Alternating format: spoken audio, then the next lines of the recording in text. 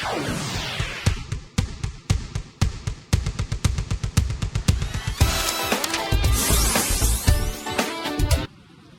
estamos de volta e eu continuo conversando com o professor Carlos Franco, economista, que está falando sobre o cenário econômico nacional. Agora, professor, a gente está falando de crise, mas a crise não se estabelece do dia para a noite, não é?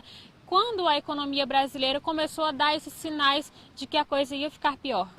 Isso a partir de 2010, a maioria dos economistas já via essa perspectiva de uma grande crise, uma vez que os remédios que o governo utilizava para conter, principalmente para conter a inflação, eles já não serviam mais, eles já não mostravam efetividade naquele momento em 2010. Então o governo vinha consequentemente aumentando a taxa de juros, mas o governo em nenhum momento mostrou sinais de, por exemplo, reduzir o gasto público.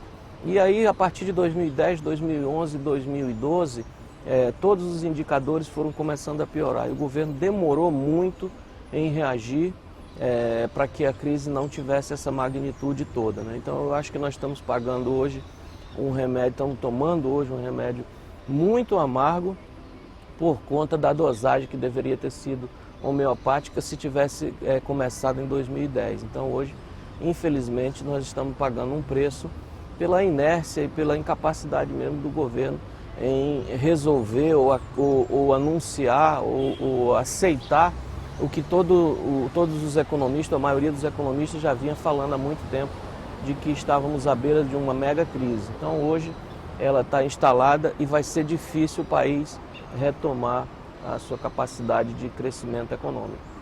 Professor, e acompanhando aí os debates nacionais, a gente tem informação de que o governo subsidiou alguns produtos para tentar segurar a inflação, não é? E foi como uma bomba que recentemente, em 2015, explodiu e todo mundo conseguiu perceber essa situação. Queria que você explicasse isso para quem está em casa. Isso também foi um grande erro, como você mesmo disse, é como você criar uma barreira, uma represa, e aquela represa vai acumulando água e aquela represa tem uma fragilidade muito forte, uma hora ela não vai aguentar e vai estourar. Então foi isso que aconteceu. A desoneração que o Estado fez, a redução de certos tributos, a própria redução da energia elétrica foi feita de forma errada, foi feita no momento errado, no momento que a economia precisava mais de se reestruturar e o Estado precisava sim de reduzir principalmente os seus gastos, né? Então como isso não foi feito naquele momento, agora tem que ser feito de uma forma muito radical. E enquanto o governo não restabelecer a sua credibilidade, enquanto o mercado não vê essa perspectiva de futuro para a economia brasileira, infelizmente nós vamos ter que amargar ainda um bom período com a crise. Então a expectativa, infelizmente, é ruim falar isso, mas não dá para falar diferente, porque você pode verificar todos os indicadores da economia, desde o PIB até o desemprego e a inflação, eles mostram perspectivas muito ruins para 2016.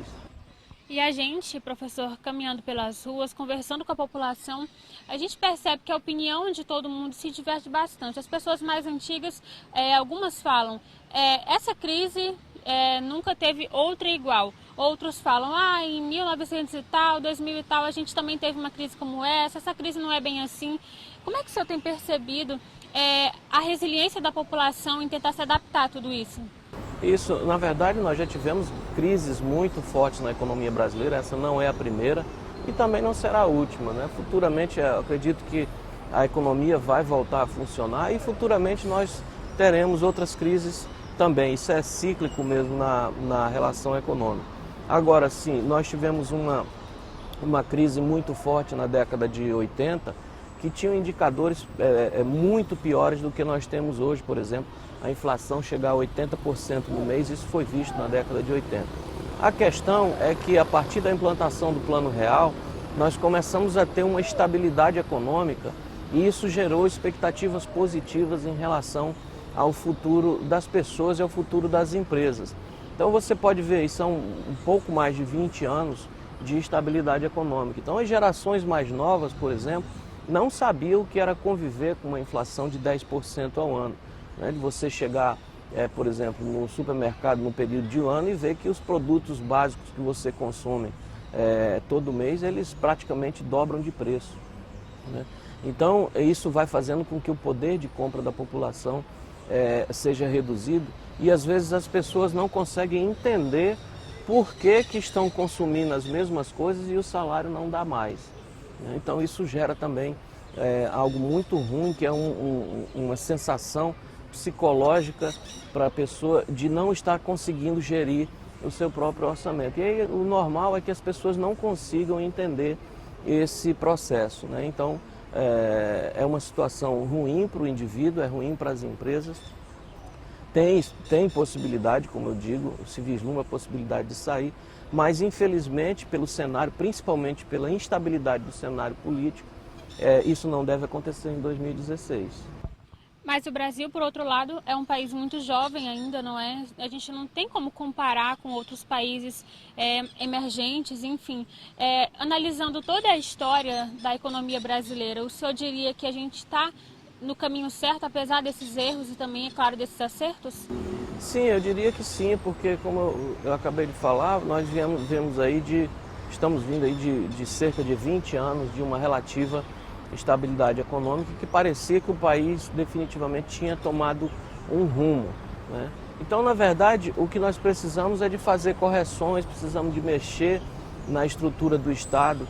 O Brasil tem que trabalhar de uma forma melhor essa questão da carga tributária, que é muito pesada, mas sem sombra de dúvidas o país precisa de ter um equilíbrio fiscal, o governo ter que gastar menos, adequar da forma como as pessoas estão tendo que adequar a sua capacidade de compra ao que elas efetivamente ganham. O Estado também teria que ter essa mudança de comportamento. Então, acredito que é preciso fazer sim uma reforma estrutural, né? É preciso rediscutir o tamanho do Estado na economia brasileira para que a gente possa pensar em retomar um caminho de um desenvolvimento que possa efetivamente ser duradouro. E falando aí nessa reestruturação do governo, não é? O governo federal anunciou uma reestruturação nos ministérios. O senhor acredita que essa reestruturação aconteceu de fato? Foi suficiente? Não foi suficiente, né? Porque também era uma questão que já vinha sendo batida há muito tempo. Um país do tamanho do Brasil não precisaria de ter 39 ministérios. Então, o que aconteceu de fato é que foi uma redução, reduziu sem diminuir. Ele juntou uma série de ministérios, mas na prática não se tem sentido, em termos econômicos, essa reforma que o governo diz ter feito. É preciso ser muito mais enfático nessa redução do tamanho do Estado, para que novamente a economia privada, principalmente, possa funcionar e fazer com que o Estado possa sair dessa crise. Bom, nós vamos fazer mais um intervalo. Daqui a pouquinho, gente, nós voltamos com mais informações sobre a economia nacional e, é claro, como isso afeta o seu cotidiano. Até já!